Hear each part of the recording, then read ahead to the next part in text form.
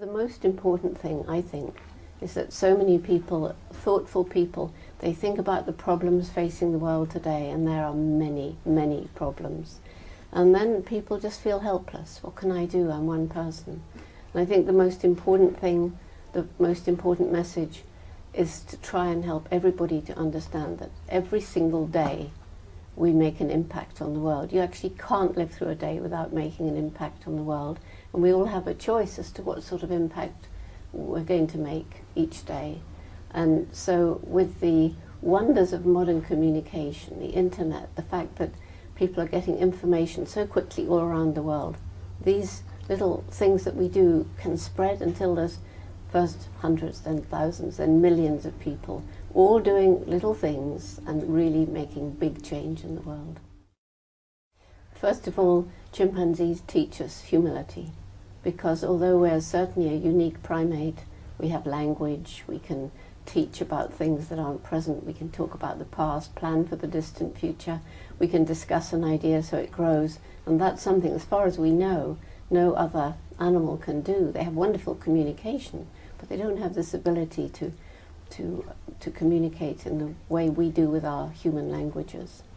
And nevertheless, the chimps are capable of all kinds of intellectual performances we used to think unique to us. They share with us emotions like happiness, sadness, fear, despair.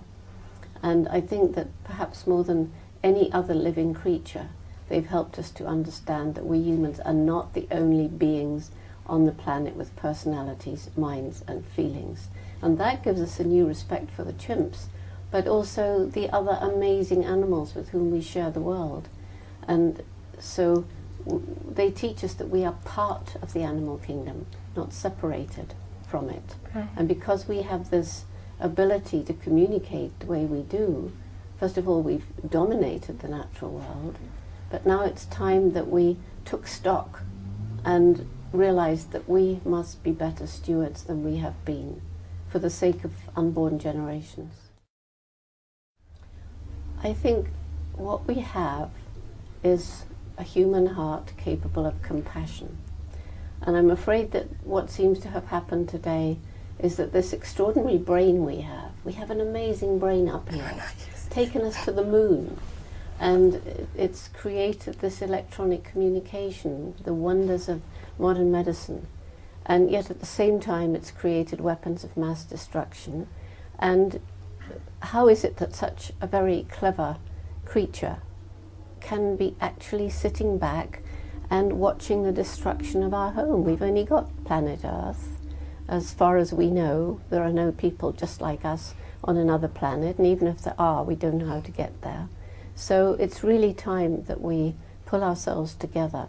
What we can learn from the chimpanzees is, one, they have a slow reproductive cycle, one baby every 5 years, with a lot of attention given to each child, and good mothers and bad mothers, and the good mothers really, really give their kids a good start in life. And secondly, really because of that and stemming from it, they don't destroy their environment. They can live for a very long time and use the forest, find their food in the forest, and not run out and not leave devastation behind them. The problems, as we said earlier, are huge. And I think we're running out of time. I mean, finally, even the US administration has admitted that global warming exists, and that perhaps, just perhaps, human activity has had something to do with at least speeding up the cycle, if it's part of a long-term cycle. And I think there is I feel a growing awareness. I travel 300 days a year all around the world, and I'm mainly doing that to develop our Roots and Shoots program for youth. You know, roots make a firm foundation, shoots seem tiny, but to reach the sun can break through a brick wall, and we see the brick wall as all these problems that we've inflicted on the planet. So it's a message of hope. Hundreds and thousands of young people around the world can break through and can make this a better world for all living things. And to come back again to the most important message of all, every individual makes a difference every day. And we have programs for young people from preschool right through university in more than 90 countries, We have somewhere between 7,500 and 8,000 active groups, and a group can be a whole school. And so it's, once young people know the problems and are empowered to act, and this whole program, I think the reason why it's spreading so fast and why kids love it is because it's bottom up. They get to choose. Somebody perhaps lays out the problems, but they choose which do they want to do. And some of them want to do something for animals, some want to do something for the human community, some want to do it for the environment.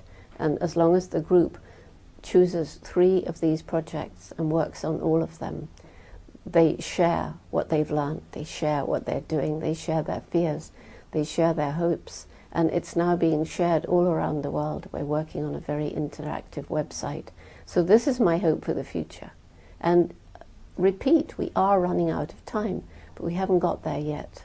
There's a crossroads, it's not very far ahead of us, and we've got to decide which way to go.